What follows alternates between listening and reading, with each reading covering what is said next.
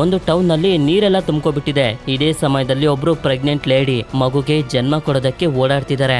ಈ ಸಮಯದಲ್ಲಿ ನೂರಾರು ಶಾರ್ಕ್ಗಳು ಇವರ ಹಿಂದೆ ಬಿದ್ಬಿಟ್ರೆ ಹೇಗಿರುತ್ತೆ? ಹೌದು, ಇವತ್ ನಾವು ನೋಡ್ತಿರೋದು ಕೂಡ ಅಂತದ್ದೇ ಒಂದು ಸರ್ವೈವಲ್ ಮೂವಿ. ಅಂದಂಗೆ ಮೂವಿ ಹೆಸರು ತ್ರಾಶ್ ಅಂತ.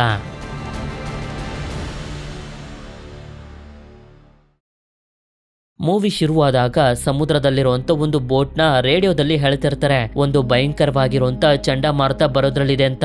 ಇದನ್ನ ಎಲ್ಲೇ ಇರುವಂತ ಎಡ್ವರ್ಡ್ ಅನ್ನೋ ಒಬ್ಬ ವ್ಯಕ್ತಿ ಕೇಳಿಸ್ಕೊತಿರ್ತಾನೆ. ಅಷ್ಟೇ ಅಲ್ಲದೆ ಚಂಡಮಾರುತದ ಮುನ್ಸೂಚನೆಗಳು ಕೂಡ ಸಿಗೋದಕ್ಕೆ ಶುರು ಆಗ್ಬಿಟ್ಟಿರ್ತವೆ. ಆಗ ಸೀನ್ ಸಮುದ್ರದ ಪಕ್ಕದಲ್ಲೇ ಇರುವಂತ ಅನಾವಿಲ್ ಟೌನ್ ಗೆ ಶಿಫ್ಟ್ ಆಗುತ್ತೆ. ಇಲ್ಲೇ ಒಂದ್ ಮನೇಲಿರುವಂತ ಡೊಕೋಟಾ ಅನ್ನೋ ಒಬ್ಳು ಹುಡುಗಿಗೆ ಇವಳ ಫ್ರೆಂಡ್ಸ್ ಗಳು ಕಾಲ್ ಮಾಡಿ ಹೇಳ್ತಿರ್ತಾರೆ ಅಂಗಡಿಗಳನ್ನೆಲ್ಲ ಕ್ಲೋಸ್ ಮಾಡ್ತಿದ್ದಾರೆ, ಜನರು ಟೌನ್ ಅನ್ನ ಬಿಟ್ಟು ಹೋಗ್ತಿದ್ದಾರೆ ಅಂತ. ಹೊರಗಡೆ ನೋಡ್ತಾಳೆ, ಹೌದು ಜನರು ಟೌನ್ ಬಿಟ್ಟು ಹೋಗ್ತಿರ್ತಾರೆ. ಯಾಕೆ ಅಂತಂದ್ರೆ ಈ ಟೌನ್ ಸಮುದ್ರದ ಪಕ್ಕದಲ್ಲೇ ಇರೋದು. ಚಂಡಮಾರುತ ಬಂದ್ರೆ ಮೊದಲು ಇದೇ ಟೌನ್ ಗೆ ಎಫೆಕ್ಟ್ ಆಗೋದು. ಅದಕ್ಕೆ ಇದರಿಂದ ಇವಳು ಕೂಡ ಫುಡ್ ಐಟಮ್ ಗಳನ್ನ ತಗೊಳ್ಬೇಕು ಅಂತ ಹೋಗ್ತಿರ್ಬೇಕಾದ್ರೆ ಇವಳ ಮನೆ ಪಕ್ಕದವರು ಹೇಳ್ತಿರ್ತಾರೆ ಅಂಗಡಿಗಳೆಲ್ಲ ಕ್ಲೋಸ್ ಆಗೋಗಿದಾವೆ, ನಾವು ಟೌನ್ ಅನ್ನ ಬಿಟ್ಟು ಹೋಗ್ತಿದೀವಿ, ನೀನು ಬಾ, ನಿನ್ನೂ ಕೂಡ ಕರ್ಕೊಂಡು ಹೋಗ್ತೀವಿ ಅಂತ. ಆದ್ರೆ ಇವಳು ಮಾತ್ರ ಅದು ಇಷ್ಟೇ ಅಲ್ಲದೆ ಮತ್ತೆ ಮನೆಗೆ ಬರ್ತಾಳೆ. ಮುಂದಿನ ಸೀನ್ ನಲ್ಲಿ ಡಿ ಅನ್ನೋ ಒಬ್ಳು ಹುಡುಗಿ, ವಿಲ್ ಅನ್ನೋ ಒಬ್ಬ ಸಣ್ಣ ಹುಡುಗ, ಹಾಗೆ ಇವರಿಬ್ಬರ ಅಣ್ಣ ಆಗಿರುವಂತ ರಾನ್ ನ ತೋರಿಸ್ತಾರೆ. ಇವ್ರು 3 ಜನ ನೀರ್ನಲ್ಲಿ ಆಟ ಆಡ್ತಿರ್ಬೇಕಾದ್ರೆ ಇವರನ್ನ ದತ್ತು ತಗೊಂಡಿರುವಂತ ಆಲ್ಸನ್ ಅನ್ನೋ ಒಬ್ಬ ವ್ಯಕ್ತಿ ಬಂದು ಇವರಿಗೆ ಚೆನ್ನಾಗಿ ಬಾಯಿಗೆ ಬಂದಂಗೆ ಬೈದು ನನ್ ಜೊತೆ ಮನೆಗ್ ನಡೀರಿ ಅಂತಾನೆ. ಹಾಗೆ ಮತ್ತೊಂದ್ ಕಡೆ ಮಾಂಸದ ಕಂಪನಿಲಿ ಕೆಲಸ ಮಾಡ್ತಿರುವಂತ ಲೀಸಾನ ತೋರಿಸ್ತಾರೆ. ಅಂದಂಗೆ ಇವಳೊಬ್ಳು ಪ್ರೆಗ್ನೆಂಟ್. ಆದ್ರೆ ಇಲ್ಲಿರುವಂತ ಒಂದು ಟ್ರಕ್ ನಲ್ಲಿ ರಕ್ತ ಬರ್ತಿರುತ್ತೆ. ಯಾಕೆ ಅಂತಂದ್ರೆ ಟ್ರಕ್ ನಲ್ಲಿ ತುಂಬಿರೋದೆಲ್ಲ ಮಾಂಸನೆ. ಅಂದಂಗೆ ಟ್ರಕ್ ನ ಡ್ರೈವರ್ ಲೀಸಾಳ ಫ್ರೆಂಡ್ ಆಗಿರೋದ್ರಿಂದ ಹುಷಾರಾಗಿ ಹೋಗು ಅಂತ ಕಳಿಸ್ಕೊಡ್ತಾನೆ. ಇವಳು ಕೂಡ ಹೋಗ್ತಿರ್ಬೇಕಾದ್ರೆ ತುಂಬಾ ಟೆನ್ಷನ್ ಮಾಡ್ಕೊಂಡು ಇವಳ ತಾಯಿ ಕಾಲ್ ಮಾಡ್ತಾರೆ. ಚಂಡಮಾರುತದಿಂದ ಎಲ್ಲಾ ರೋಡ್ ಗಳನ್ನ ಬ್ಲಾಕ್ ಮಾಡ್ಬಿಟ್ಟಿದ್ದಾರೆ, ನಿನ್ಗೆ ಮನೆಗ್ ಬರೋದಕ್ಕಾಗೋದಿಲ್ಲ, ಯಾವ್ದಾದ್ರು ಸೇಫ್ ಆಗಿರುವಂತ ಜಾಗನ ಹುಡುಕು ಅಂತ ಹೇಳ್ತಿರ್ತಾರೆ. ಅದೇ ಸಮಯಕ್ಕೆ ಜನರೆಲ್ಲರೂ ಟೌನ್ ಬಿಟ್ಟು ಹೋಗೋದಕ್ಕೆ ಕಷ್ಟ ಪಡ್ತಿರೋದನ್ನ ತೋರಿಸ್ತಾರೆ. ಇದಾದ್ಮೇಲೆ ಸೀನ್ ನಾವಾಗ್ಲೇ ನೋಡಿರುವಂತ ಎಡ್ವರ್ಡ್ ಹಾಗೆ ಅವನ ಫ್ರೆಂಡ್ ಆಗಿರುವಂತ ಬ್ರಿಯಾನ್ ಕಡೆಗೆ ಶಿಫ್ಟ್ ಆಗುತ್ತೆ. ಇವರಿಬ್ರು ಶಾರ್ಕ್ ಗಳ ಬಗ್ಗೆ ರಿಸರ್ಚ್ ಮಾಡುವಂತ ಸೈಂಟಿಸ್ಟ್ ಗಳು. ಹಾಗೆ ಇವರಿಗೆ ಮತ್ತೊಬ್ಬ ಸೈಂಟಿಸ್ಟ್ ಇಂದ ಗೊತ್ತಾಗುತ್ತೆ ಇವಾಗ ಬರ್ತಿರುವಂತ ಚಂಡಮಾರುತ ಇತಿಹಾಸದಲ್ಲಿ ಅತ್ಯಂತ ದೊಡ್ಡ ಚಂಡಮಾರುತ ಅಂತ. ಇದರಿಂದ ಎಡ್ವರ್ಡ್ ತುಂಬಾ ಟೆನ್ಷನ್ ಮಾಡ್ಕೊಂಡು ಡೊಕೋಟಾಗೆ ಕಾಲ್ ಮಾಡಿ ಹೇಳ್ತಿರ್ತಾನೆ, ಈಗ ಬರ್ತಿರುವಂತ ಚಂಡಮಾರುತ ತುಂಬಾನೇ ದೊಡ್ಡದು ಹಾಗೆ ಡೇಂಜರಸ್, ನಿನ್ನ ಟೌನ್ ಇಂದ ಕರ್ಕೊಂಡು ಹೋಗೋದಕ್ಕೆ ನಾನ್ ಬರ್ತಿದ್ದೀನಿ ಅಂತ. ಇವಳು ಕೂಡ ಸರಿ ಅಂತ ಹೇಳ್ತಿರ್ತಾಳೆ. ಅಂದಂಗೆ ಎಡ್ವರ್ಡ್ ಇವಳಿಗೆ ಅಂಕಲ್ ಆಗ್ಬೇಕು. ಇವಳಿಗೆ ತಂದೆ ತಾಯಿ ಇಬ್ರು ಕೂಡ ಇಲ್ದೇ ಇರೋದ್ರಿಂದ ಇವನೇ ನೋಡ್ಕೊಳ್ತಿರ್ತಾನೆ. ಇನ್ನೊಂದ್ ಕಡೆ ಜನರೆಲ್ಲರೂ ಟೌನ್ ನ ಬಿಟ್ಟು ಹೋಗೋದಕ್ಕೆ ಕಷ್ಟ ಪಡ್ತಿರ್ತಾರೆ. ಆದ್ರೆ ಮಕ್ಕಳನ್ನ ಕರ್ಕೊಂಡು ಆಲ್ಸನ್ ಮಾತ್ರ ಟೌನ್ ಬಿಟ್ಟು ಹೋಗೋದಕ್ಕೆ ರೆಡಿ ಆಗಿರೋದಿಲ್ಲ. ನಮ್ಮನೆ ತುಂಬಾನೇ ಸ್ಟ್ರಾಂಗ್ ಆಗಿದೆ, ಮನೇಲೆ ಇರೋಣ ಅಂತ ಹೇಳ್ತಿರ್ತಾನೆ. ಹೇಳ್ಬೇಕು ಅಂತಂದ್ರೆ ಇವನು ಯಾವಾಗ್ಲೂ ಮಕ್ಳಿಗೆ ಬೈತಾನೆ ಇರ್ತಾನೆ. ಇವರನ್ನ ಏನಕ್ಕೆ ಇವನು ದತ್ತಕ್ ತಗೊಂಡಿದ್ದಾನೆ ಅಂತ ಮಕ್ಳಿಗೆ ಮಾತ್ರ ಅರ್ಥನೇ ಆಗ್ತಿರೋದಿಲ್ಲ. ಹಾಗೆ ಡಕೋಟಾ ಟಿವಿಲಿ ಇವಳು ಚಿಕ್ಕ ವಯಸ್ಸಲ್ಲಿ ಇರ್ಬೇಕಾದ್ರೆ ಇವಳ ತಾಯಿ ಜೊತೆ ಆಟ ಆಡಿದ್ದಂತ ವಿಡಿಯೋಸ್ ಗಳನ್ನ ನೋಡ್ತಿರ್ತಾಳೆ. ಹೇಳ್ಬೇಕು ಅಂತಂದ್ರೆ ತುಂಬಾ ವರ್ಷಗಳ ಹಿಂದೆನೆ ಇವಳ ತಂದೆ ತೀರೋಗಿದ್ರು. ರೀಸೆಂಟ್ ಆಗಿ ಇವಳ ತಾಯಿನೂ ಕೂಡ ತೀರೋಗಿದ್ದಾರೆ. ಇದೇ ಕಾರಣದಿಂದನೇ ಮನೆ ಪಕ್ಕದವರು ಕರೆದಾಗ ಇವಳು ಮನೆ ಬಿಟ್ಟು ಹೋಗಿಲ್ಲ. ಯಾಕೆ ಅಂತಂದ್ರೆ ಮನೆಯಲ್ಲಿ ಇವಳ ತಾಯಿಯ ಮೆಮೊರೀಸ್ ಗಳು ಇದಾವೆ ಅಂತ. ನಂತರ ಹೋಲ್ಸನ್ 3 ಜನ ಮಕ್ಕಳನ್ನ ಕರ್ಕೊಂಡು ಇವನ ಮನೆಗ್ ಬರ್ತಾನೆ. ಇಲ್ಲಿ ನಮ್ಗೆ ಇವನ ಹೆಂಡತಿನೂ ಕೂಡ ಪರಿಚಯ ಆಗ್ತಾಳೆ. ಇವರಿಬ್ರಿಗೂ ಮಕ್ಕಳನ್ನ ಕಂಡ್ರೆ ಸ್ವಲ್ಪನೂ ಇಷ್ಟ ಇಲ್ಲ. ಆದ್ರೆ ಮಕ್ಕಳನ್ನ ಸಾಕೋದಕ್ಕೆ ಗೌರ್ಮೆಂಟ್ ಇಂದ ತುಂಬಾ ದುಡ್ಡು ಬರುತ್ತೆ, ಅದಕ್ಕೋಸ್ಕರ ಸಾಕ್ತಿದಾರಷ್ಟೇ. ಅದೇ ಸಮಯಕ್ಕೆ ಡಿ ಇಲ್ಲಿಗೆ ಬಂದು ಊಟ ಕೇಳಿದ್ರೆ ಒಳ್ಳೆ ಊಟ ಇದ್ರೂನು ಕೂಡ ಬರೀ ಬ್ರೆಡ್ ಅನ್ನ ಕೊಟ್ಟು ಕಳಿಸ್ತಾರೆ. ಹಾಗೆ ಎಡ್ವರ್ಡ್ ಮತ್ತೆ ಬ್ರಿಯಾನ್ ಹತ್ರ ರಿಪೋರ್ಟರ್ಸ್ ಗಳು ಶಾರ್ಕ್ ಬಗ್ಗೆ ಇಂಟರ್ವ್ಯೂ ಮಾಡೋದಕ್ಕೆ ಬಂದಾಗ್ಲೇ ನಮ್ಗೆ ಗೊತ್ತಾಗೋದು ಈ ಸಮುದ್ರದ ದಡದಲ್ಲಿ ಡೇಂಜರಸ್ ಆಗಿರೋ ಬುಲ್ ಶಾರ್ಕ್ ಗಳು ಇದಾವೆ ಅಂತ. ಮತ್ತೊಂದ್ ಕಡೆ ಲೀಸಾನು ಕೂಡ ಸೇಫ್ ಆಗಿರುವಂತ ಜಾಗನ ಹುಡುಕ್ತಿರ್ತಾಳೆ. ಆದ್ರೆ ಎಲ್ಲೂ ಕೂಡ ಇವಳಿಗೆ ಸಿಕ್ತಿರೋದಿಲ್ಲ. ಈ ವಿಷಯನ ಇವಳು ಇವಳ ತಾಯಿಗೆ ಹೇಳ್ತಿರ್ತಾಳೆ. ಕನೆಕ್ಷನ್ ಕೂಡ ಕಟ್ ಆಗೋಗುತ್ತೆ. ಅಂದಂಗೆ ಈ ಚಂಡಮಾರುತ ಎಷ್ಟು ಡೇಂಜರಸ್ ಆಗಿರುತ್ತೆ ಅಂತಂದ್ರೆ ಮನೆಗಳೇ ಮುರಿದೋಗ್ತಿರ್ತವೆ. ಡಕೋಟಾಗಿ ಇದೆಲ್ಲದ್ರ ಬಗ್ಗೆ ಗೊತ್ತೇ ಇರೋದಿಲ್ಲ. ಅದೇ ಸಮಯಕ್ಕೆ ಚಂಡಮಾರುತದಿಂದ ಸಮುದ್ರದ ನೀರೆಲ್ಲ ಗೋಡೆಗಳನ್ನ ಹೊಡ್ಕೊಂಡು ಅನಾವೆಲ್ ಟೌನ್ ನ ಒಳಗಡೆ ನುಗ್ಬಿಡುತ್ತೆ. ಇಲ್ಲೇ ಲೀಸಾನು ಕೂಡ ಎಲ್ಲಿಗೆ ಹೋಗ್ಬೇಕು ಅಂತ ಗೊತ್ತಾಗದೆ ರೋಡ್ ನಲ್ಲಿ ಓಡಾಡ್ತಿರ್ತಾಳೆ. ಆಗ ಒಂದು ಜಾಗದಲ್ಲಿ ಆ ಟ್ರಕ್ ಡ್ರೈವರ್ ಸಿಕ್ಕಿ ರೋಡ್ ನಲ್ಲಿ ಮರ ಬಿದ್ದೋಗಿದೆ, ವಾಪಸ್ ಹೋಗ್ಬೇಕು ಅಂತ ಹೇಳ್ತಿರ್ತಾನೆ. ಆದ್ರೆ ಹಿಂದೆಯಿಂದ ಸಮುದ್ರದ ನೀರು ಬರ್ತಿದ್ಯಲ್ಲ, ಅದಕ್ಕೆ ಲೀಸಾ ಮರ ದಾಟಿ ಹೋಗೋದಕ್ಕೆ ನೋಡಿದ್ರೆ ಇಲ್ಲೇ ಸಿಗಾಕೋ ಬಿಡ್ತಾಳೆ. ಈ ಟ್ರಕ್ ಡ್ರೈವರ್ ಬೇರೆ ರೋಡ್ಗೆ ಹೋಗೋದಕ್ಕೆ ನೋಡ್ತಾನೆ, ಆದ್ರೆ ಆಗುದಿಲ್ಲ. ಲೀಸಾ ಕಾರ್ ಕೂಡ ನೀರು ಸಿಗಾಕೋ ಬಿಡುತ್ತೆ. ನೀರು ಬರ್ತಿರೋದನ್ನ ಡೊಕೋಟ ನೋಡ್ತಾಳೆ. ಅದು ಇವಳ ಮನೆ ಒಳಗಡೆನೂ ಕೂಡ ನುಗ್ಬಿಡುತ್ತೆ. ಈ ಕಡೆ ಈ 3 ಜನ ಮಕ್ಕಳಿರುವಂತ ಓಲ್ಸನ್ ಮನೆ ಹತ್ರನೂ ಕೂಡ ನೀರು ಬಂದ್ಬಿಟ್ಟಿರುತ್ತೆ. ಓಲ್ಸನ್ ಇದ್ರ ಬಗ್ಗೆ ತಲೆ ಕೆಡಿಸ್ಕೊಳ್ತಿರೋದಿಲ್ಲ, ಆದ್ರೆ ನೀರೆಲ್ಲ ಒಳಗಡೆ ಬಂದ್ಬಿಡುತ್ತೆ. ಈ ಕಡೆ ಲೀಸಾಳ ಕಾರು ನೀರಿನಲ್ಲಿ ತೇಲ್ತಾ ತೇಲ್ತಾ ಒಂದು ಮರಕ್ಕೆ ಬಂದು ಸಿಗಾಕೋ ಸಿಗಾಕೋಬಿಡುತ್ತೆ. ಇವಳು ಕೈಲಿ ಅಲುಗಾಡೋದಕ್ಕೂ ಕೂಡ ಆಗ್ತಿರೋದಿಲ್ಲ, ಆ ರೀತಿ ಸಿಗಾಕೋಬಿಡುತ್ತೆ. ಅಷ್ಟೇ ಅಲ್ಲದೆ ಆ ಟ್ರಕ್ ಕೂಡ ಹೊಡೆದು ಒಳಗಡೆ ಇರುವಂತ ಮಾಂಸ ಎಲ್ಲ ನೀರಿಗೆ ಮಿಕ್ಸ್ ಆಗ್ತಾ ಅದರ ರಕ್ತ ಸಮುದ್ರದವರೆಗೂ ಕೂಡ ಹೊಟ್ಟೋಗಿರುತ್ತೆ. ಇಲ್ಲಿ ಓಲ್ಸನ್ಗೆ ನೀರ್ನೆಲ್ಲ ಮನೆಯಿಂದ ಹೇಗ್ ಹೊರಗಡೆ ಹಾಕೋದು ಅಂತ ಗೊತ್ತಾಗ್ತಿರೋದಿಲ್ಲ. ಅದಕ್ಕೋಸ್ಕರ ಗ್ಯಾರೇಜ್ ನಲ್ಲಿ ಏನಾದ್ರೂ ವಸ್ತು ಸಿಗ್ಬೋದು ಅಂತ ಮಾತಾಡ್ಕೊಳ್ತಿರ್ತಾರೆ. ಇನ್ನೊಂದ್ ಕಡೆ ಇಬ್ರು ವ್ಯಕ್ತಿಗಳು ಬೋಟ್ ನ ಸಹಾಯದಿಂದ ಟೌನ್ ಇಂದ ದೂರ ಹೋಗೋದಕ್ಕೆ ನೋಡ್ತಿದ್ರೆ ಲೀಸಾ ಕೂಗ್ತಿರುವಂತ ಶಬ್ದ ಕೇಳಿಸುತ್ತೆ. ಅದಕ್ಕೆ ಒಬ್ಬ ವ್ಯಕ್ತಿ ಕಾರ್ ಹತ್ರ ಬಂದಾಗ ಇವನಿಗೆ ಎಲ್ಲಾ ವಿಷಯನೂ ಗೊತ್ತಾಗುತ್ತೆ. ಇದರಿಂದ ಮತ್ತೊಬ್ಬ ವ್ಯಕ್ತಿಗೆ ಮರ ಕಟ್ ಮಾಡೋದಕ್ಕೆ ಕಟರ್ ತಗೋಬಾ ಅಂತಾನೆ. ಈ ವ್ಯಕ್ತಿನೂ ಕೂಡ ಕಟರ್ ತಗೊಂಡ್ ಹೋಗ್ತಿರ್ಬೇಕಾದ್ರೆ ನೀರಿನ ಒಳಗಡೆ ಹೊಟ್ಟೋಗ್ತಾನೆ. ಅವನು ಎಲ್ಲೋದ ಅಂತ ಮತ್ತೊಬ್ಬ ಹುಡ್ಕಾಡ್ತಿರ್ತಾನೆ. ಆಗ ಅವ್ರ ಮೇಲೆ ಶಾರ್ಕ್ ಅಟ್ಯಾಕ್ ಮಾಡ್ತಿರೋದನ್ನ ಡಕೋಟಾ ನೋಡ್ಬಿಡ್ತಾಳೆ. ಯಾಕೆ ಅಂತಂದ್ರೆ ಡಕೋಟಾ ಮನೆ ಪಕ್ಕದಲ್ಲೇ ಲೀಸಾ ಬಂದು ಸಿಗಾಕೊಂಡಿರೋದು. ಅಷ್ಟೇ ಅಲ್ಲದೆ ಆ ಶಾರ್ಕ್ಗಳು ಟ್ರಕ್ ನ ಡ್ರೈವರ್ನು ಕೂಡ ತುಂಬಾ ಕ್ರೂರವಾಗಿ ಸಾಯಿಸಿ ಲೀಸಾನ ಕಾಪಾಡೋದಕ್ಕೆ ಬಂದಂತ ಇಬ್ರು ವ್ಯಕ್ತಿನೂ ಕೂಡ ಸಾಯಿಸ್ಬಿಡ್ತವೆ. ಈ ಕಡೆ ಇಷ್ಟೊತ್ತಿಗೆ ಎಡ್ವರ್ಡ್ ಹಾಗೆ ಬ್ರಿಯನ್ಗೂ ಕೂಡ ಗೊತ್ತಾಗೋಗಿರುತ್ತೆ ಹನೆವಿಲ್ ಟೌನ್ ನಲ್ಲಿ ನೀರೆಲ್ಲ ತುಂಬ್ಕೋಬಿಟ್ಟಿದೆ ಅಂತ. ಇದರಿಂದ ಈಗ ಅಲ್ಲಿಗೆ ಹೇಗೆ ಹೋಗೋದು ಅಂತ ಇವರು ಯೋಚನೆ ಮಾಡ್ತಿರ್ಬೇಕಾದ್ರೆ ಆಗ್ಲೇ ಇಬ್ರು ನ್ಯೂಸ್ ರಿಪೋರ್ಟರ್ಸ್ ಗಳು ಬಂದಿದ್ರಲ್ಲ, ಅವರು ಇವರಿಬ್ರನ್ನ ವ್ಯಾನ್ ನಲ್ಲಿ ಕೂರಿಸ್ಕೊಂಡು ಅನೆವಿಲ್ ಟೌನ್ ಗೆ ಬೋಟ್ ನ ಸಮೇತ ಕರ್ಕೊಂಡು ಹೋಗ್ತಿರ್ತಾರೆ. ಈ ಕಡೆ 3 ಜನ ಮಕ್ಕಳನ್ನ ಮನೇಲೆ ಬಿಟ್ಟು ಓಲ್ಸನ್ ಹಾಗೆ ಇವನ ಹೆಂಡತಿ ಗ್ಯಾರೇಜ್ ಗೆ ಹೋಗ್ತಿರ್ತಾರೆ. ಆದ್ರೆ ನೀರ್ನಲ್ಲಿ ಶಾರ್ಕ್ ಇರೋದು ಮಕ್ಕಳಿಗೆ ಗೊತ್ತಾಗಿ ಭಯ ಆಗೋಗುತ್ತೆ. ಈ ಕಡೆ ಇವರಿಬ್ರು ಗ್ಯಾರೇಜ್ ನಲ್ಲಿ ಇರ್ಬೇಕಾದ್ರೆ ಒಂದು ಶಾರ್ಕ್ ಬಂದು ಓಲ್ಸನ್ ಕೈಯನ್ನ ಕಚ್ಬಿಡುತ್ತೆ. ಅಷ್ಟೇ ಅಲ್ಲದೆ ಅವುಗಳು ಅವನ ಹೆಂಡತಿ ಮೇಲೂ ಕೂಡ ಅಟ್ಯಾಕ್ ಮಾಡ್ತಿರ್ತವೆ. ಇದನ್ನ ನೋಡಿ ಮಕ್ಕಳಿಗೆ ತುಂಬಾ ಭಯ ಆಗ್ತಿರುತ್ತೆ. ಹಾಗೆ ಇನ್ನು ಬದುಕಿರುವಂತ ಓಲ್ಸನ್ಗೆ ಇವನ ಹೆಂಡತಿ ಸತ್ತೋಗಿರುವಂತ ವಿಷಯ ಗೊತ್ತಾಗಿ ಮಕ್ಕಳನ್ನ ಇಲ್ಲೇ ಬಿಟ್ಟು ಎಸ್ಕೇಪ್ ಆಗೋದಕ್ಕೆ ನೋಡ್ತಾನೆ. ಆದ್ರೆ ಮತ್ತೊಂದ್ಸಲ ಶಾರ್ಕ್ಗಳು ಇವನ ಮೇಲೆ ಅಟ್ಯಾಕ್ ಮಾಡಿ ಎಳ್ಕೊಂಡು ಹೊಟ್ಟೋಗ್ತವೆ. ಈ ಕಡೆ ಆ ಶಾರ್ಕ್ಗಳು ಓಲ್ಸನ್ ಹೆಂಡತಿನ ತಿಂತಿರೋದನ್ನ ನೋಡಿ ಮಕ್ಕಳು ಹೆದರ್ಕೋಬಿಟ್ಟಿರ್ತಾರೆ. ಈ ಕಡೆ ಲೀಸಾ ಹತ್ರ ನೀರೆಲ್ಲ ತುಂಬ್ಕೋಬಿಟ್ಟಿರುತ್ತೆ. ಹಾಗೆ ಹೊಟ್ಟೆ ಹತ್ರ ಮರದ ಕೊಂಬೆ ಸಿಗಾಕೋಬಿಟ್ಟಿರುತ್ತೆ. ಡಕೋಟಾ ಯಾರನ್ನಾದ್ರೂ ಹೆಲ್ಪ್ ಕರೆಯೋದಕ್ಕೆ ಅಂತ ಕಾಲ್ ಮಾಡ್ತಿರ್ತಾಳೆ. ಆದ್ರೆ ಕಾಲ್ ಕನೆಕ್ಟ್ ಆಗ್ತಿರೋದಿಲ್ಲ. ಅದಕ್ಕೆ ಲೀಸಾ ನೀನೇ ಬಂದು ಹೆಲ್ಪ್ ಮಾಡು, ನಮ್ಮ ಹತ್ರ ಜಾಸ್ತಿ ಟೈಮ್ ಉಳಿದಿಲ್ಲ ಅಂತ ತುಂಬಾನೇ ರಿಕ್ವೆಸ್ಟ್ ಮಾಡ್ಕೋತಿರ್ತಾಳೆ. ಆದ್ರೆ ಇವಳು ಶಾರ್ಕ್ ಗಳಿರೋದ್ರಿಂದ ಹೆದರ್ಕೊಳ್ತಿರ್ತಾಳೆ. ನಂತರ ಇದ್ರ ಬಗ್ಗೆ ತುಂಬಾನೇ ಯೋಚನೆ ಮಾಡ್ತಾಳೆ. ಸರಿ ಆಯ್ತು, ನಾನ್ ಬರ್ತಿದ್ದೀನಿ ಅಂತ ಲೀಸಾಗೆ ಹೇಳಿ ಸ್ವಲ್ಪನೂ ಶಬ್ದ ಮಾಡದೆ ನಿಧಾನವಾಗಿ ನೀರ್ ತುಂಬಿರುವಂತ ಕೆಳಗಡೆ ಫ್ಲೋರ್ಗೆ ಬರ್ತಾಳೆ. ಶಾರ್ಕ್ ಗಳು ಇರುವಂತ ಭಯ ಬೇರೆ. ಆದ್ರೆ ಅದನ್ನೆಲ್ಲ ದಾಟಿ ತುಂಬಾ ಕಷ್ಟಪಟ್ಟು ಕಿಚನ್ ಗೆ ಬಂದು ಒಂದು ಚಾಕುನ ಎತ್ಕೋತಾಳೆ. ನಂತರ ಹೊರಗಡೆ ಹೋಗೋದಕ್ಕೆ ನೋಡ್ತಿರ್ಬೇಕಾದ್ರೆ ಸ್ಲಿಪ್ ಆಗಿ ಕೆಳಗಡೆ ಬಿದ್ದೋಗ್ತಾಳೆ. ಆದ್ರೂ ಕೂಡ ಇವಳು ಸಂಭಾಳಿಸ್ಕೊಂಡು ಮನೆ ರೀತಿ ಇರುವಂತ ಒಂದು ವಸ್ತು ಮೇಲೆ ನಿಧಾನವಾಗಿ ಹೋಗ್ತಿರ್ತಾಳೆ. ಆದ್ರೆ ಇದ್ರ ಕೆಳಗಡೆ ತುಂಬಾ ಶಾರ್ಕ್ ಗಳು ಕೂಡ ಓಡಾಡ್ತಿದಾವೆ. ಆದ್ರೆ ತುಂಬಾ ಧೈರ್ಯದಿಂದ ಅದನ್ನೆಲ್ಲ ದಾಟಿ ಕಾರ್ ಹತ್ರ ಬರ್ತಾಳೆ. ಇವಳು ತಂದಿರುವಂತ ಚಾಕು ಸಹಾಯದಿಂದ ಮರದ ಕೊಂಬೆಗಳನ್ನ ಕಟ್ ಮಾಡಿ ಇವಳನ್ನ ಫ್ರೀ ಮಾಡ್ತಾಳೆ. ಅಷ್ಟೇ ಅಲ್ಲದೆ ಮನೆ ಒಳಗಡೆನೂ ಕೂಡ ಕರ್ಕೊಂಡ್ ಬರ್ತಾಳೆ. ಈಗ ಇವರಿಬ್ರು ಸೇಫ್ ಆಗಿದ್ದಾರೆ.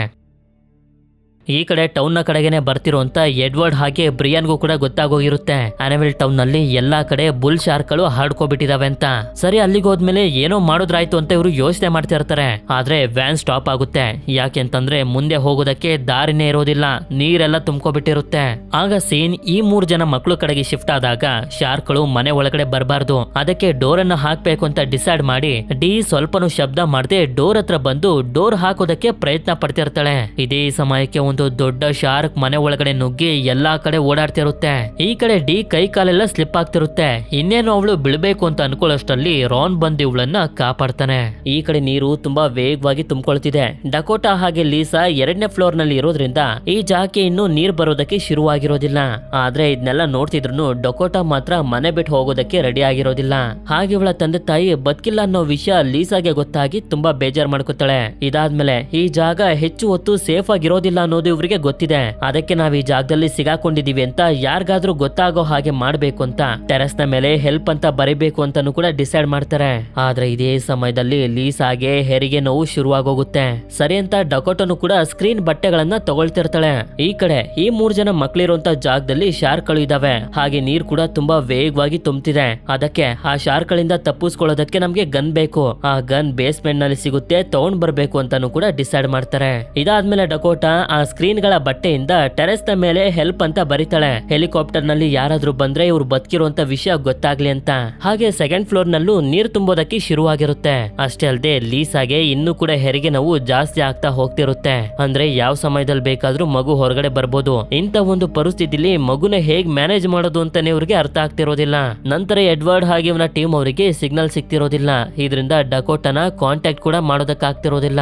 ಹಾಗೆ ಇವನು ಬಂದು ರಿಪೋರ್ಟರ್ಸ್ ಗಳಿಗೆ ಹೇಳ್ತಿದ್ದಾನೆ, ಇದು ತುಂಬಾ ದೊಡ್ಡ ಚಂಡಮಾರುತ, ಹಾಗೆ ಸುತ್ತಲೂ ಶಾರ್ಕ್ಗಳು ಇದಾವೆ. ನಾವೀಗ ಹೋಗ್ತಿರುವಂತ ಜಾಗ ತುಂಬಾ ಡೇಂಜರಸ್ ಆಗಿರುತ್ತೆ, ಇದಕ್ಕೆ ಒಪ್ಕೊಳ್ಳೋದಾದ್ರೆ ಮಾತ್ರ ಬನ್ನಿ ಅಂತ ರಿಪೋರ್ಟರ್ಸ್ ಗಳು ಕೂಡ ಒಪ್ಕೊಳ್ತಾರೆ. ಹ್ಯಾನೆವಿಲ್ ಟೌನ್ ನ ದಾರಿ ಕಾಣಿಸ್ತಿದ್ದಂಗೆನೆ ರೆಡಿ ಆಗ್ತಾ ಇರ್ತಾರೆ. ಈ ಕಡೆ ಈ 3 ಜನ ಮಕ್ಕಳಿರುವಂತ ಜಾಗದಲ್ಲಿ 2-3 ಶಾರ್ಕ್ಗಳು ಓಡಾಡ್ತಿದಾವೆ. ಅವುಗಳಿಂದ ತಪ್ಪಿಸ್ಕೊಂಡು ಬೇಸ್ಮೆಂಟ್ ಗೆ ಹೇಗ್ ಹೋಗೋದು ಅಂತಾನೆ ಇವ್ರಿಗೆ ಅರ್ಥ ಆಗ್ತಿರೋದಿಲ್ಲ. ಆದ್ರೆ ಯಾವಾಗ್ಲೂ ವೋಲ್ಸನ್ ಇವರಿಗೆ ಬೇಸ್ಮೆಂಟ್ ಗೆ ಹೋಗ್ಬೇಡಿ ಅಂತ ಬೈತಿದ್ದ. ಆದ್ರೆ ಈಗ ಅವನು ಬದುಕಿಲ್ವಲ್ಲ, ಅದಕ್ಕೆ ಇವರೆಲ್ಲರೂ ಅವನಿಗೆ ಬೈತಿರ್ತಾರೆ. ಯಾವನ ವೋಲ್ಸನ್ ಅವನ್ ಕಟ್ಕೊಂಡು ನಮ್ಗೇನಾಗ್ಬೇಕು ಅಂತ.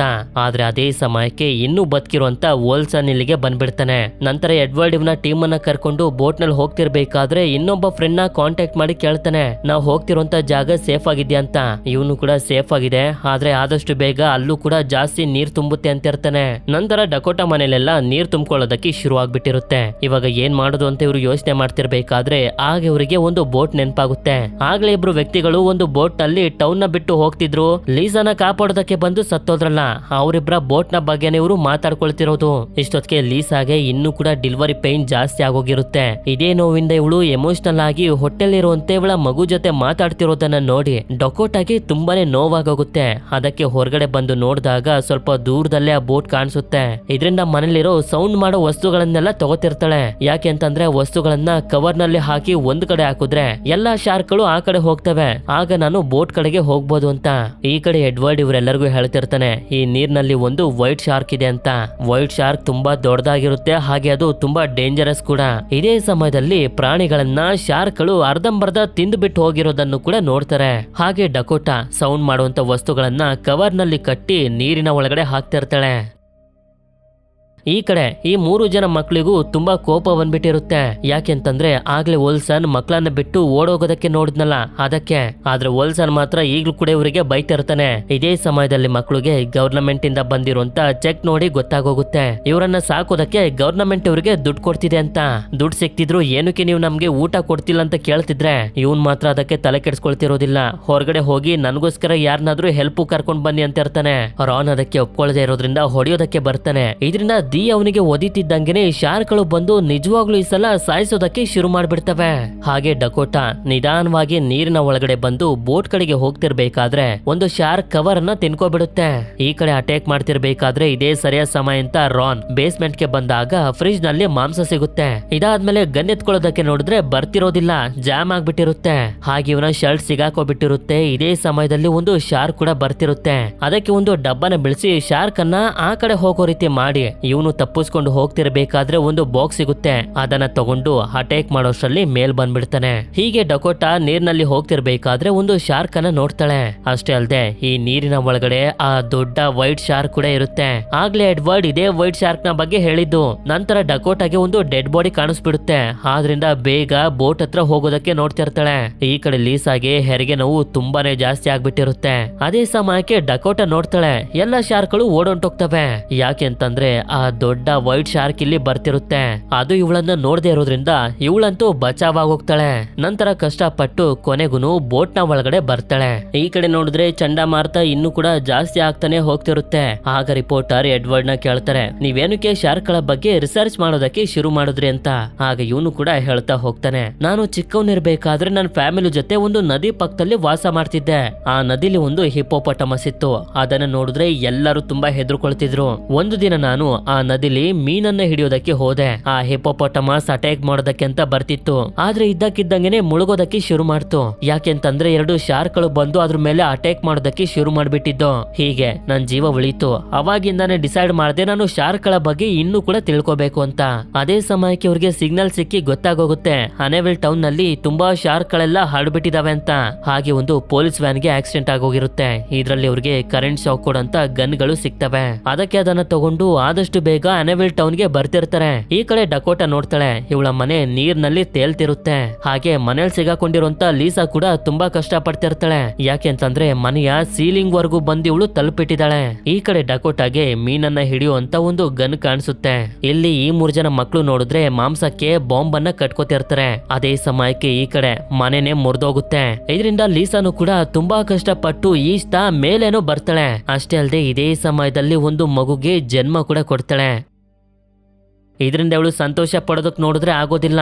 ಯಾಕೆಂತಂದ್ರೆ ಶಾರ್ಕ್ಗಳು ಸುತ್ತುವರೆದು ಬಿಟ್ಟಿದಾವೆ. ಒಂದು ಶಾರ್ಕ್ ಇವ್ರ ಹತ್ರ ಬರ್ತಿರ್ಬೇಕಾದ್ರೆ ಲೀಸಾನೇ ಅದಕ್ಕೆ ಚುಚ್ಚು ಬಿಡ್ತಾಳೆ. ಇದಾದ್ಮೇಲೆ ಇವಳು ಮತ್ತೆ ಇವಳ ಮಗು ಹತ್ರ ಬರ್ತಾಳೆ. ಆಗ ಮತ್ತೊಂದು ಶಾರ್ಕ್ ಬರ್ತಿರುತ್ತೆ. ಇದನ್ನ ನೋಡಿದಂತ ಡಕೋಟಾ ರೆಡಿ ಆಗ್ತಾಳೆ. ಆ ಶಾರ್ಕ್ ಹತ್ರ ಬರ್ತಿದ್ದಂಗೆನೆ ಶೂಟ್ ಮಾಡಿ ಸಾಯಿಸ್ಬಿಡ್ತಾಳೆ. ಈ ಕಡೆ ಮಕ್ಕಳು ಮಾಂಸಕ್ಕೆ ಬಾಂಬನ್ನ ಕಟ್ಟಿ ಹಾಕ್ತಾರೆ. ಆದ್ರೆ ಯಾವ ಶಾರ್ಕ್ಗಳು ಕೂಡ ಬರ್ತಿರೋದಿಲ್ಲ. ಇದರಿಂದ ಇವರು ಅವುಗಳು ಬರ್ಬೇಕು ಅಂತ ಸೌಂಡ್ ಮಾಡೋದಕ್ಕೆ ಶುರು ಮಾಡಿದಾಗ ಅವುಗಳು ಕೂಡ ಬರ್ತವೆ. ಇಲ್ಲಿ ಡಕೋಟಾ ಲೀಸನ ಕರ್ಕೊಳ್ತಿರ್ಬೇಕಾದ್ರೆ ಸೀದಾ ಒಂದು ಶಾರ್ಕ್ ಬಂದು ಗುದ್ದೆ ಬಿಡುತ್ತೆ. ಅದೇ ಸಮಯಕ್ಕೆ ಎಡ್ವರ್ಡ್ ಕೂಡ ಅವನ ಟೀಮ್ ನ ಜೊತೆ ಇಲ್ಲಿಗೆ ಬರ್ತಾನೆ. ಆ ಕರೆಂಟ್ ಶಾಕ್ ಕೊಡಂತ ಗನ್ ಅನ್ನ ನೀರಿನ ಒಳಗಡೆ ಹಾಕ್ತಿದ್ದಂಗೆನೆ ಎಲ್ಲಾ ಶಾರ್ಕ್ಗಳು ಓಡೊಂಟೋಗ್ತವೆ. ಆದ್ರೆ ಒಂದು ಮಾತ್ರ ಮತ್ತೆ ಅವ್ರ ಮೇಲೆ ಅಟ್ಯಾಕ್ ಮಾಡೋದಕ್ಕೆ ಹೋಗ್ತಿರುತ್ತೆ. ಆಗ ವೈಟ್ ಶಾರ್ಕ್ ಬಂದು ಅದನ್ನ ತಿಂದ್ಕೊಂಡೆ ಹೊಟ್ಟೋಗುತ್ತೆ. ಇವ್ರ ಕಣ್ಮುಂದೆ ಏನಾಯ್ತು ಅಂತ ಇವ್ರಿಗೇನೆ ಯಾರಿಗೂ ನಂಬೋದಕ್ಕಾಗ್ತಿರೋದಿಲ್ಲ. ಹಾಗೆ ಮಕ್ಳು ಹಾಕಿರೋಂತ ಬಾಂಬ್ ಹತ್ರ ಶಾರ್ಕ್ಗಳು ಬರ್ತಿದ್ದಂಗೆನೆ ಬ್ಲಾಸ್ಟ್ ಆಗಿ ಅವುಗಳೆಲ್ಲ ನಾಶ ಆಗೋಗ್ತವೆ. ಇದರಿಂದ ಇವ್ರಿಗೆ ತುಂಬಾನೇ ಸಂತೋಷ ಆಗುತ್ತೆ. ಇನ್ನೊಂದ್ ಕಡೆ ಎಡ್ವರ್ಡ್ ಹಾಗೆ ಅವನ ಟೀಮ್ ನವರು ಡಕೋಟಾ ಮತ್ತೆ ಲೀಸಾನ ಕಾಪಾಡಿರ್ತಾರೆ. ಲೀಸಾಗಂತೂ ಇವಳ ಮಗು ಹುಟ್ಟಿರೋದಕ್ಕೆ ತುಂಬಾನೇ ಸಂತೋಷ ಆಗ್ತಿರುತ್ತೆ. ನಂತರ ಇವಳು ಇವಳ ತಾಯಿಗೆ ಕಾಲ್ ಮಾಡಿದಾಗ ತುಂಬಾ ಟೆನ್ಷನ್ ಮಾಡ್ಕೊಂಡಿರ್ತಾರೆ. ಅವ್ರಿಗೂ ಕೂಡ ಇವಳ ಮಗುನ ತೋರಿಸ್ತಾಳೆ. ಇವಳು ಈ ರೀತಿ ಸಂತೋಷವಾಗಿರೋದನ್ನ ಡಕೋಟಾ ಮತ್ತೆ ಎಡ್ವರ್ಡ್ ನೋಡಿ ಇವರು ಕೂಡ ಸಂತೋಷ ಪಡ್ತಾರೆ. ಇಲ್ಲಿ ನೋಡಿದ್ರೆ ವಿಲ್, ಡಿ ಹಾಗೆ ರಾನ್ 3 ಜನ ಈಗ ಜೀವನದಲ್ಲಿ ಫ್ರೀ ಆಗಿದ್ದಾರೆ. ಅದಕ್ಕೆ ಒಂದು ದೊಡ್ಡ ಕಾರನ್ನ ತಗೊಂಡು ಸೇಫ್ ಆಗಿರುವಂತ ಜಾಗನ ಹುಡ್ಕೊಂಡು ಹೋಗ್ತಾ ಇರ್ತಾರೆ. ಅದೇ ರೀತಿ ಈ ಕಡೆ ನಡೆದಿರೋದ್ನೆಲ್ಲ ನ್ಯೂಸ್ ರಿಪೋರ್ಟರ್ಸ್ ಗಳು ನ್ಯೂಸ್ ನಲ್ಲಿ ಹೇಳ್ತಿರ್ತಾರೆ. ಡಕೋಟಾ 2 ಜೀವಗಳನ್ನ ಕಾಪಾಡಿರೋದ್ರಿಂದ ತುಂಬಾ ಸಂತೋಷ ಪಡ್ತಿರ್ತಾಳೆ. ಆದ್ರೆ ಇನ್ನೊಂದ್ ಕಡೆ ಎಡ್ವರ್ಡ್ ನ ಇನ್ನೊಬ್ಬ ಫ್ರೆಂಡ್ ಇದಾನಲ್ಲ, ಇವನು ನೋಡ್ತಾನೆ ಮತ್ತೊಂದು ಅತ್ಯಂತ ದೊಡ್ಡ ಚಂಡಮಾರುತ ಬರೋದಕ್ಕೆ ರೆಡಿ ಆಗ್ತಿರುತ್ತೆ. ಇಲ್ಲಿಗೆ ಈ ಮೂವಿನೂ ಕೂಡ ಎಂಡ್ ಆಗುತ್ತೆ. ಈ ಮೂವಿ ನಿಮ್ಮೆಲ್ಲರಿಗೂ ಇಷ್ಟ ಆಗಿರುತ್ತೆ ಅಂತ ಅನ್ಕೊಂಡಿದೀನಿ. ಇಷ್ಟ ಆಗಿತ್ತು ಅಂತಂದ್ರೆ ನನಗೆ ಕಮೆಂಟ್ ಮಾಡಿ ತಿಳಿಸಿ. ಈ ಮೂವಿಲಿ ಡಕೋಟಾ ಅಂಕಲ್ ನ ಹೆಸರೇನು ಅಂತ. ಹಾಗೆ ವಿಡಿಯೋ ಇಷ್ಟ ಆಗಿತ್ತು ಅಂತಂದ್ರೆ ಲೈಕ್ ಮಾಡಿ. ಸರಿ, ಸಿಗೋಣ ಮತ್ತೊಂದು ಅಮೇಜಿಂಗ್ ಆಗಿರುವಂತ ವಿಡಿಯೋದಲ್ಲಿ. Until then stay tune, mister explainer Kannada.